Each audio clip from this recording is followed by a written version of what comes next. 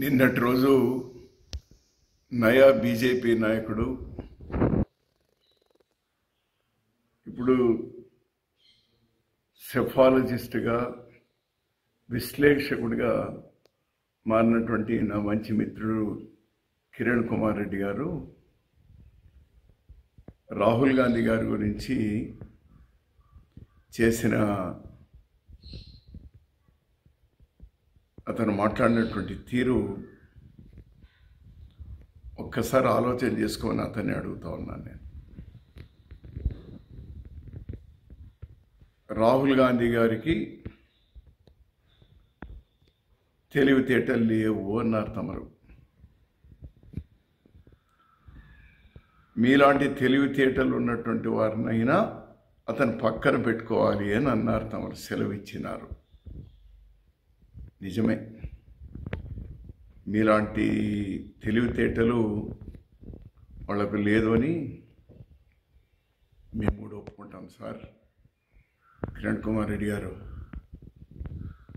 తమరు అత్యున్నతమైనటువంటి స్థాయికి తీసుకెళ్ళినటువంటి కాంగ్రెస్ పార్టీ, రాహుల్ గాంధీ గారు మీరు ముఖ్యమంత్రి అవడానికి one of the main instrument, మర్చిపోవద్దు. మీ తెలివితేటలు అలాంటి పార్టీను పక్కన వదిలేసి తమరు చెప్పుల పార్టీ పెట్టుకున్నారు. మహా తెలివి. తర్వాత బీజేపీలో చేరాలని చూసినారు. ఎందుకో నోట్ల రద్దు, జిఎస్టీ తర్వాత కాంగ్రెస్ పార్టీ బాగుంటుందేమని తమరు వచ్చిన, నేను కూడా తమరి చేతిలో వచ్చినాను సార్. రాహుల్ గాంధీ గారి సమక్షంలోనే మళ్ళీ మీరు కాంగ్రెస్ పార్టీలో చేరినారు, మళ్ళీ ఇప్పుడు బీజేపీలో చేరినారు. మీ ఇష్టం, ప్రజాస్వామ్యంలో ఎవరు ఎక్కడైనా ఉండొచ్చు. కానీ మీ తెలివితేటలు ఉన్నాయే, ఎందుకోసం మీ తెలివితేటలని? కేవలం కుర్చీ కోసమే కదా, కేవలం పదవి కోసమే కదా. రాహుల్ గాంధీ గారు కానీ ఆ కుటుంబం కానీ మీలాంటి తెలివితేటలు లేవు కాబట్టే పదవుల కోసం ఆరాటపడలేదు సార్. మీలాంటి తెలివితేటలు లేవు కాబట్టే జవహర్లాల్ నెహ్రూ గారు దాదాపు 14 సంవత్సరాలు జైల్లో మగ్గేవాళ్ళు కాదు సార్. మీలాంటి తెలివితేటలు లేవు కాబట్టే ఇందిరాగాంధీ గారు ఈ దేశం కోసం ప్రాణత్యాగం చేసేవాళ్ళు కాదు సార్. మీలాంటి తెలివితేటలు లేవు కాబట్టే రాజీవ్ గాంధీ గారు ఈ దేశ సమగ్రత కోసం ప్రాణాలు త్యాగం చేసేవాళ్ళు కాదు సార్. మీలాంటి తెలివితేటలు లేవు కాబట్టే సోనియా గాంధీ గారు ప్రధానమంత్రి పదవి వచ్చినా కూడా ఆ రోజు దేశం మంచి దృష్ట్యా మన్మోహన్ సింగ్ గారిని చేసినారు సార్. రాహుల్ గాంధీ గారికి 2009లో 2012లో స్వయాన మన్మోహన్ సింగ్ గారే ప్రధాని కమ్మన్నా కూడా మీలాంటి తెలివితేటలు లేవు కాబట్టి ప్రధాని కాలేదు సార్. చివరికి మంత్రి పదవి కూడా తీసుకోలేదు సార్. నిజమే, మీలాంటి తెలివితేటలు లేవు. మీరు కాంగ్రెస్ పార్టీలో ఉన్నప్పుడు కాంగ్రెస్ పార్టీ నుంచి లబ్ధి పొందినారు, అంత పెద్ద పదవి పొందినారు. మీరే విధంగా ముఖ్యమంత్రి అయినారు ఏమైనటువంటివి నాకు తెలుసు, మీకు తెలుసు. అది బహిరంగంగా మాట్లాడాల్సినటువంటి అవసరం కూడా లేదు. ఆ సందర్భం వస్తుందని కూడా నేను అనుకోను. ఇప్పుడు కేవలం మళ్ళీ ఏదో పదవి కోసం, ఏదో ఒక రాజ్యసభకో, ఏదో ఒక చిన్న రాష్ట్రంలో ఒక లెఫ్టినెంట్ గవర్నర్ కోసమో అంత కక్కుర్తి పడాలనా? అవసరమా? Please, you are my good friend my dear. రారా పోరా అనుకునేటువంటి వాళ్ళం మనమిద్దరం కూడా, ఏరా ఏరా అనుకునేటువంటి వాళ్ళం మనమిద్దరం కూడా. ఎందుకంటే ఒక స్థాయికి ఎదిగిన తర్వాత ఆ గౌరవాన్ని కూడా కాపాడుకోవాలి మై డియర్ ఫ్రెండ్. ఈ విధంగా మళ్ళీ రాహుల్ గాంధీనంటే బీజేపీలో తమరి ప్రాపకం పెరుగుతుంది, ఏదో వస్తుంది. ఏమన్నారండి? ఎందుకోసం? రాహుల్ గాంధీ గారు అన్నదేమి, మహారాష్ట్రలో పోయిన అసెంబ్లీ ఎలక్షన్ నుంచి పార్లమెంట్ ఎలక్షన్ల వరకు, అంటే మధ్యలో 4.5 సంవత్సరాల కాలంలో కేవలం 50 లక్షల ఓట్లు, కొత్త ఓట్లు మాత్రమే నమోదైతే, పార్లమెంట్ ఎలక్షన్ నుంచి మళ్ళీ అసెంబ్లీ ఎలక్షన్కి 6 నెలల మాసంలో మళ్ళీ 45-50 లక్షల కొత్త ఓటర్లు ఎలా చేరుతారు?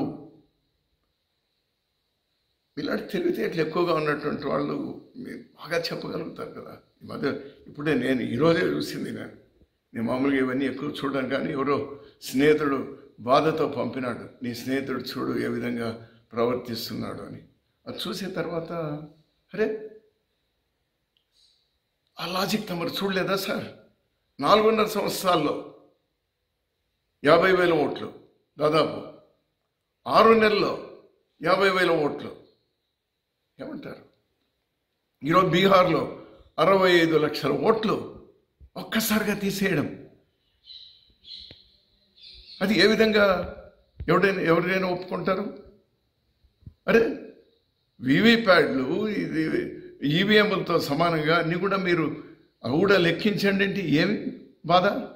ఈరోజు రాహుల్ గాంధీ గారు ఒక ఉదాహరణ తీసుకొని రీసెర్చ్ చేసి, అవును తమరు చెప్పినట్టు మా పార్టీ వీకు, మీలాంటి బలమైన నాయకులు మాకు లేరు కదా సార్, ఇప్పుడు మేము బలహీనలే, రైట్, బలహీనలే, కరెక్ట్.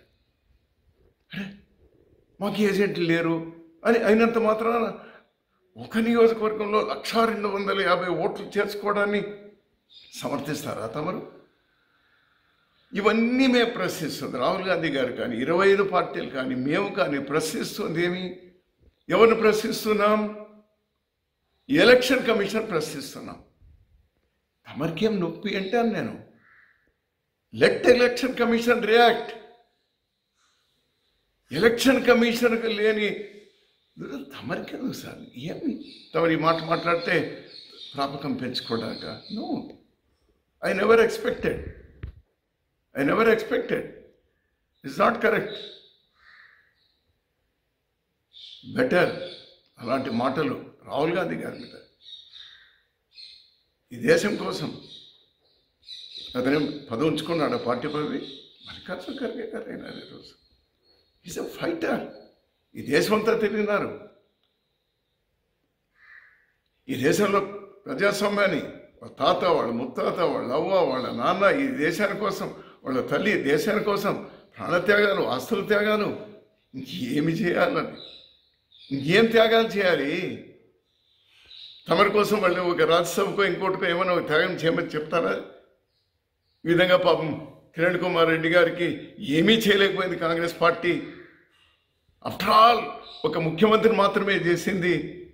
ఇంకా అతనికి ఏదో కావాలి, దానికోసం ఏదైనా త్యాగం చేయమని అడుగుతామా? I'm sorry my dear Kiran Kumar Reddy, I'm very sorry. చాలా తప్పు మాట్లాడినాం. ఇలాంటివి కనీసం భవిష్యత్తులో పునరావృతం కాకుండా చూసుకో. వస్తాయి పదవులు, వస్తాయి పోతాయి. మనిషి గౌరవాన్ని కాపాడుకోవాలి మై డియర్, చూసుకో. సో నీలాంటి తెలివితేటలు గాంధీ కుటుంబానికి, రాహుల్ గాంధీ గారికి, వాళ్ళందరికీ లేవు కాబట్టి మేము గర్విస్తూ ఉన్నాం. మీలాంటి తెలివితేటలు వద్దు. ప్రజాస్వామ్యంలో అది మేమెవ్వరూ ఒప్పుకునేటువంటిది కాదు. అది తమరుగా తెలివితేటలు పెంచుకోవాలనుకుంటే పెంచుకోండి, but not at the cost of మీకు అన్నం పెట్టిన చేతిని నరికేటువంటిది ఉందే. No. Yours is a Congress family. Congress నుంచి పోయిన వాళ్ళు చాలామంది ఉన్నారు. కాంగ్రెస్ సభ్యులు జగన్ పార్టీకి పోయిన వాళ్ళు ఉన్నారు, తెలుగుదేశం పోయిన వాళ్ళు ఉన్నారు, చాలామంది ఉన్నారు. వాళ్ళు ఎవరో మాట్లాడలేదే. వాళ్ళ అవసరాలు, వాళ్ళ ప్రాంత అవసరాలు, వాళ్ళ కార్యకర్తలు మళ్ళీ మరొకటో ఏదో ఇబ్బందులు ఉండి పోయింటారు. నేను పార్టీలు మారడాన్ని నేనేం పెద్ద తప్పడం లేదు. But in your case what are you doing? Why are you accusing Congress party? మీ కాంగ్రెస్ ప్రభుత్వం ఉన్నప్పుడు you are also there at that time. My dear, you are also there. Stop ఇటువంటి మాటలు, ఇటువంటి ఆలోచనలు కలలో కూడా రానియద్దు. ఇంకా నీ ఆరోగ్యానికి నీకు మంచిది. Thank you.